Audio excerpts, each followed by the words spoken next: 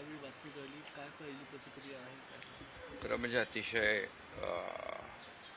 मनाला वेदना देणारी आणि मनाला चटका लावून जाणारी ही अतिशय दुर्दैवी घटना आज महाराष्ट्रात घडली आहे. खरं म्हणजे असं कुणाच्या स्वप्नातही वाटलं नसेल की अजितदादा एवढ्या लवकर आपल्यातून जातील. ही महाराष्ट्रासाठी अतिशय दुःखद आणि दुर्दैवी घटना अजितदादांच्या जाण्याने झालेली आहे. खरं म्हणजे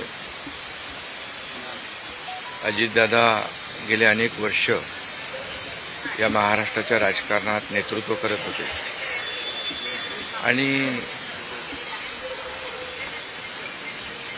अतिशय परखड स्पष्ट वक्तेपणा आणि प्रशासनावर असलेली त्यांची पकड आपण पाहिलेली आहे. प्रत्येक गोष्टीचा त्यांना बारीक अभ्यास करून बोलण्याची सवय होती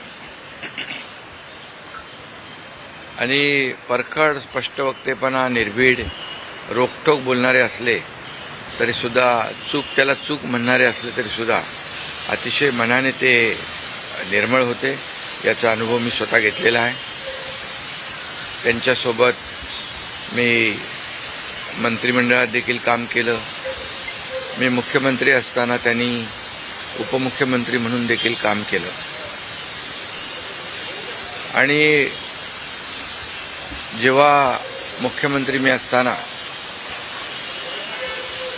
मुख्यमंत्री माझी लाडकी बहीण योजना किंबहुना इतरही योजना जेव्हा आम्ही सुरू केल्या तेव्हा आर्थिक जे काही घडी आहे किंवा आर्थिक तरतूद जी आहे ती अतिशय उत्तमपणे त्यांनी त्यावेळेस केली आणि याचा अनुभव मला आहे.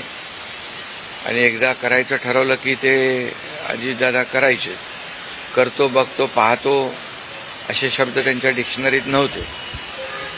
व्हायचं असेल ते तात्काळ करायचे, नसेल त्याला नाही म्हणायचे. असा स्पष्ट वक्तेपणा या महाराष्ट्राने पाहिलेला आहे.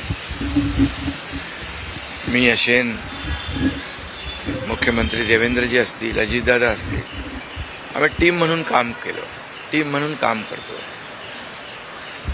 आमच्या वेळाही कामाच्या वेगवेगळ्या, आम्ही पहाटे उशिरापर्यंत काम करतो. अजितदादा पहाटे लवकर काम सुरू करतात, देवेंद्रजी दिवसभर काम करतात. आणि अजितदादांनी 6-6 वाजता देखील अपॉइंटमेंट दिलेल्या अधिकाऱ्यांनी आणि लोकप्रतिनिधींनी पाहिलेल्या आहेत. अतिशय वेळेचं महत्त्व आणि वेळेचं भान ठेवणारा नेता हरपलेला आहे. खरं म्हणजे काल परवाच आमची एका कार्यक्रमामध्ये भेट झाली. सरन्यायाधीश आपले भारताचे मुंबईत आले होते आणि ते येण्यापूर्वी आम्ही तिथंच एका चेंबरमध्ये बसलो होतो आणि त्यावेळेस झालेल्या चर्चा, गप्पा गोष्टी, आजही सकाळी जेव्हा मला त्यांची ही घटना कळली तेव्हा तेच समोर त्याच आठवणी काल परवाच्या येऊ लागल्या. खरं म्हणजे माझ्यापेक्षा ते राजकारणात देखील अनुभवी नेते, गेल्या अनेक वर्षापासूनचा त्यांचा अनुभव, वयाने देखील माझ्यापेक्षा ते मोठे होते माझ्या आणि अनुभवाने देखील. आणि म्हणून त्यांना राज्यातल्या अनेक विषयांचा गाढा अभ्यास होता. अनेक विभाग त्यांनी हाताळले होते. याचा राज्याला फायदा होत होता. मंत्रिमंडळात देखील ज्यावेळेस काही विषय यायचे त्यावेळेस आपल्या राज्याची आर्थिक परिस्थिती अशी आहे, आपल्याला सर्वांना काटकसर करावी लागेल, अशी अगदी निर्भीडपणे सांगणारे अजितदादा देखील आम्ही अनुभवलेत. शिस्तीचा नेता म्हणूनही आम्ही अनुभवलेला आहे. आणि त्यामुळे त्यांच्या जाण्याने फक्त पवार कुटुंबियांचंच नाही तर संपूर्ण महाराष्ट्राचं न भरून येणारं नुकसान झालेलं आहे.